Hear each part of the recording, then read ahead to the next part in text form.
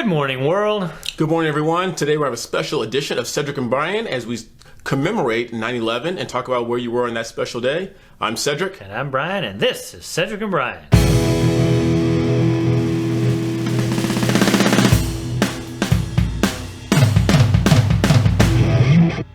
All right, guys, welcome back. Like I said, this is a very special edition of Cedric and Brian today, and we want to talk about today being 9/11 and where you were on that fateful day.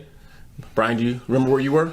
Yeah, so as we've talked about in our past episodes, Cedric and I met at the gym, and we would meet in the morning at this gym in Irvine, California at the time.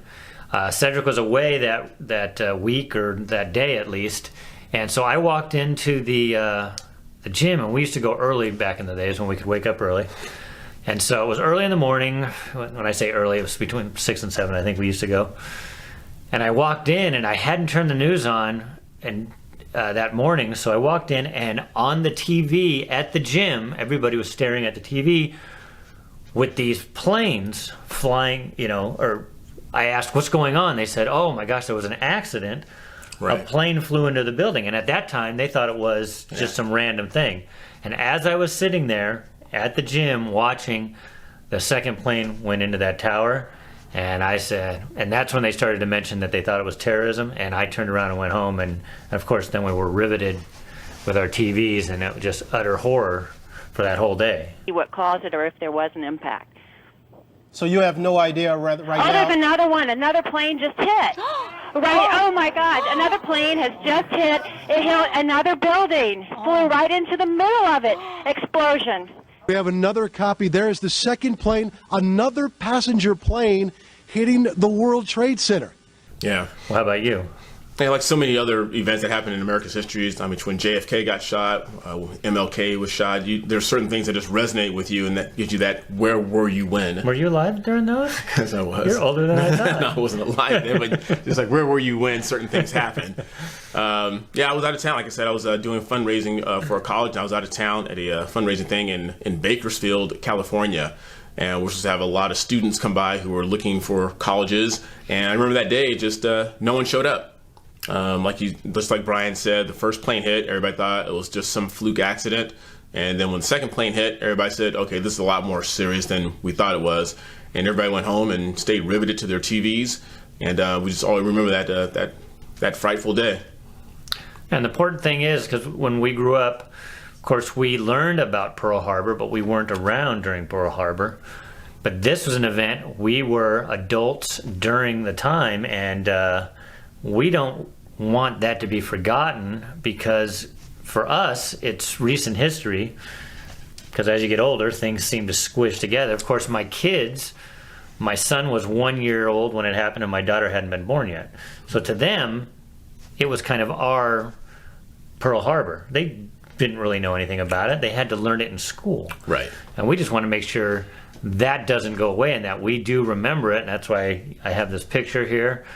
And we wanted to talk about, because we were a little disappointed that in New York every year they put 2 lights to the sky representing the Twin Towers.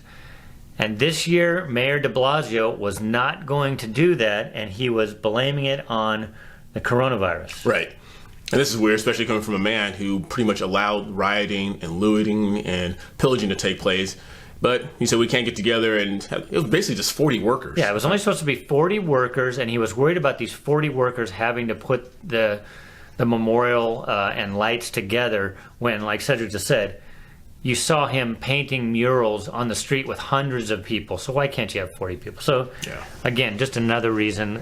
It just disgusted me, but we had some people to the rescue, right? Yes, we did. And just to honor, and they read the names every year. So they are going to read the names, because 3,000 people lost their lives either in the buildings or the planes. And we can't forget. And if you've never been, I don't recommend going to New York right now, but I went to New York a few years ago, and I went to the site where the Twin Towers were, and they have those fountains now with the big holes in the ground. And you can't stand there and read the names and not just have a tear and just feel the emotions. Yeah. I heard, and I don't know if this is true, but some people were saying, because how much politics has got into it in the election, that they thought this would be something, by lighting those lights, it would bring people together, and there's just certain forces right now that do not want people brought together, and it's just a sad state of affairs that's going on.